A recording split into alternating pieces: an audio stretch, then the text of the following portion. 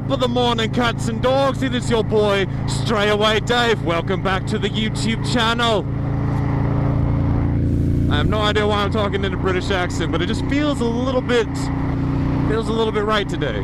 Let's see if we can initiate another Kawasaki Vulcan death wobble.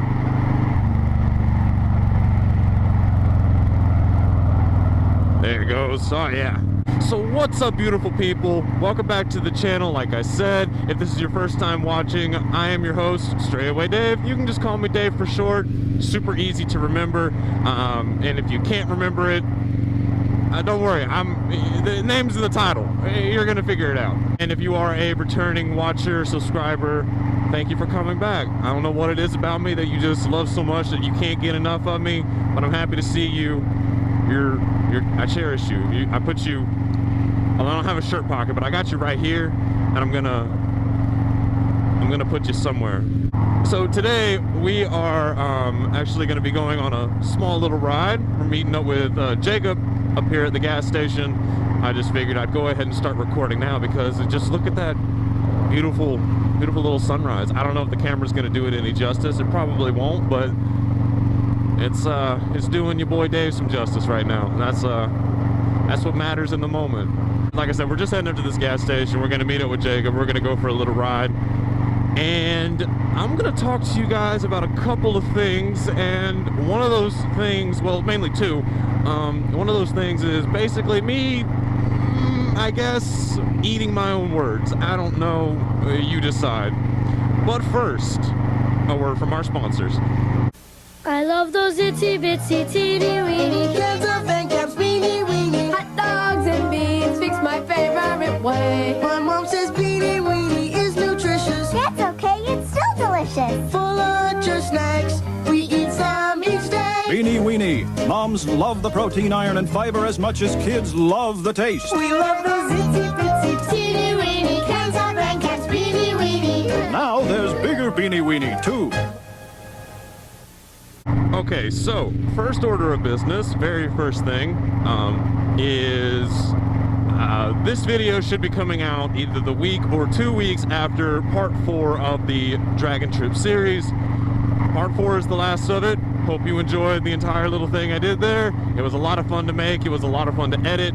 And then after that, I'm going to start putting out the Panama City beach trip videos. It's only 2 of them, but I just wanted again to give you guys a clarity and a heads up that this is happening before, no, this is coming, this video is happening after the trip, and then, but it's coming out before the trip. I have no idea why that was so hard to say. I just almost sent it into that pothole full send. I'm gonna get some gas and maybe an energy drink. I'm gonna sit here and wait on Jacob.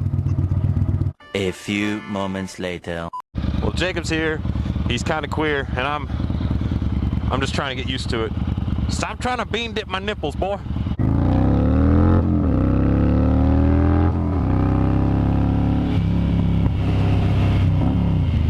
All right, everybody.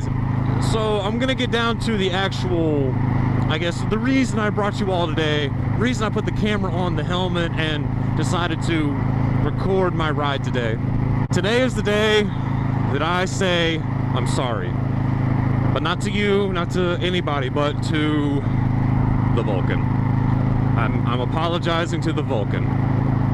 Not for what you think. I've realized that maybe I was a little too harsh in one of my previous videos about how maybe bad it was.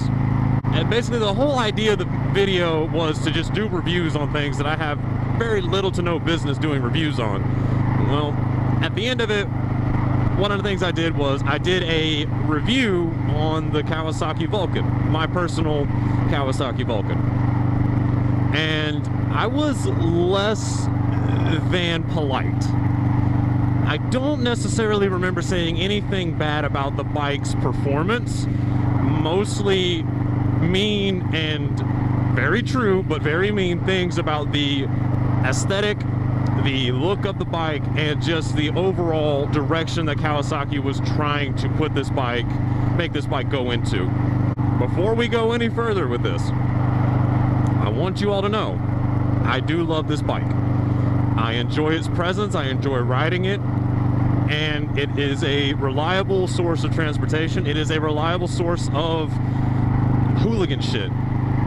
For a big cruiser standpoint anyway. I mean, I'm not going to be ripping any wheelies, I'm not going to be drifting, but, you know, it is a bike that does everything I ask of it, and it doesn't let me down. The things I don't like about this bike are simply superficial. They are just aesthetics, their looks. It's all stuff that I'm just like, I look at it and I'm like, ugh, like, why do that? Like, why do these things just to be like Harley Davidson? Why not take what Harley Davidson did and make it better and then send that product out so you could beat them instead of joining them? But then again, there's the saying goes, if you can't beat them. Now, as far as the actual performance of this bike, how it handles, how it actually does everything. Once you're riding the bike and you're not paying attention to how it looks because you're paying attention to what you're doing, that's where the bike actually shines. That's where it actually kind of opens itself up and you realize that there's a little bit of a personality in there. By far, it is no slouch. It will, you know, it has a pretty good 0 to 60. I mean, if you just rip it, like you grab her by the scruff of the neck and you just give her the beans, she'll go. Just, she gets there really quick, but she doesn't go fast. I can get this thing to 60, 70 mile an hour in no time. I mean, I know that's like ripping through the gears, like kind of winding it up a little bit, speed shift a little bit if you got to. You can make this bike jump off the line so fast. But once you're at 60 and 70, that's pretty much where it's at. You kind of have to give it a little bit more to work it up to 80. It's got the very low bottom end grunt, and you got to work it up to get to the top end. That's all. Also keep in mind, this bike too is a 2008 model. It's not very young. It's not brand new. It has 46,000 miles on it. And I know miles doesn't always mean everything at least. But it does mean something, especially when some of those miles you know for a fact are pretty hard road. To continue on about this, the transmission, I'll talk to you about that for a little bit. I think that every motorcycle should come with a 6-speed. I understand why they don't, but why have a 5-speed bike that's this size? Just give me the 6-speed. Let me use a little bit more of that engine. I know the engine could give me more than what it's giving me, but it needs that extra gear. Just like the Bolt. The Bolt needs a 6-speed. This bike needs a 6-speed. They all need 6 speeds. Stop making the 5-speed bikes. If you want to put 5 speeds into like the smaller ones, cool. But if you're gonna make a touring bike, give it a 6 gear. Give it that overdrive. Give it something that'll stretch its legs on a highway and give you that gas mileage that we're all looking for right now. And that's pretty much all I have to say about it. It's got a standard Kawasaki transmission. It shifts smoother than anything I've ever owned. This is only the second Kawasaki I've ever actually owned, but both of them have had the most like smooth transmission. Like every shift is like, you know, an audible click, but it's not like a clunk, you know what I mean?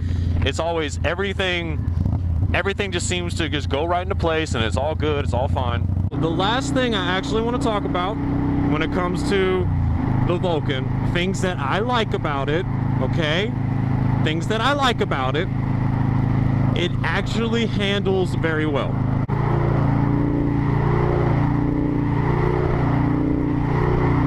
The bike handles, I mean, extremely well for a big cruiser. That said, it does kind of fall apart up at higher speeds. If you're trying to lay it into a turn, it does want to kind of it wants to fight you a little bit. The bike runs fine. It has enough power to give you what you need. It has enough character, I guess, to really make you happy. Good transmission, and the bike handles good. It still doesn't do anything exceptionally well to me at least. It looks very nice. It is a beautiful bike. Do not get me wrong. I will not take that away from it. Like, when this thing is parked and the sun hits it just right, oh my God, dude, it is gorgeous. It's a gorgeous bike. How it hits the chrome, how it hits the paint, the pinstripes and everything. it just has a very good classic stance to it. It's just some of the styling cues on this thing, man, don't make any sense. And I guess they made sense for the time that it was made, because Kawasaki just wanted to bite off a little bit of pieces of what Harley Davidson had on his plate, you know? Man, and that doesn't make the Vulcan a bad bike. It just makes it a bike that doesn't rock to the beat of its own drum. It's always going to play second fiddle to the Harley, and it's going to play second fiddle to the Harley that I don't even care for. All in all, the Vulcan is a good bike. I'm not 100% crazy about it, but I do love it. I do respect it, because it does what I need it to do. It has never failed me before, and when it has failed me, it's not been the bike's fault. If you want a good, reliable bike, you can't ask for a better one from Kawasaki. I mean, they make just really good bikes. They've been doing it for years, man. They've kind of got a system down. You tell me your opinion on the Kawasaki Vulcan 900 Classic down in the comments section below. Do you love it? Do you hate it? Have you ever rode one, or do you own one? Thank you for watching. Be sure to hit like and subscribe if you did enjoy this video. And if you did not enjoy this video, hit dislike or don't like it at all. Fuck, I don't even know if you made it to the end of this video. I don't think majority of the people watching get to the end, which is fine. I don't really care. Thank you for watching anyway. I'll see you guys next time. Get over so I don't get hit by this dude. What was I saying? Oh, this is what the president feels like. Fuck it. It's okay to be a stray. Peace.